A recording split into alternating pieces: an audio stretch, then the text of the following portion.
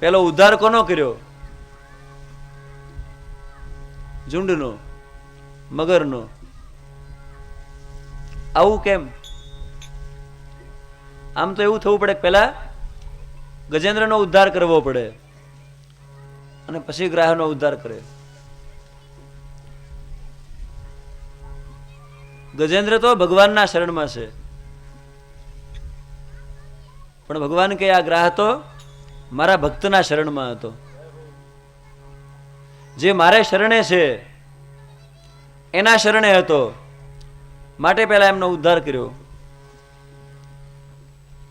સુખદેવજી કહે છે કે હે રાજા, આ ગજેન્દ્ર પૂર્વે દ્રવિડ દેશનો રાજા હતો. એકવાર અગસ્ત્ય મુનિનું એણે અપમાન કરેલું. રાજાએ મલાઈ પર્વત પર તપ કરવા માટે જઈ અને ત્યાં નિવાસ બનાવ્યો.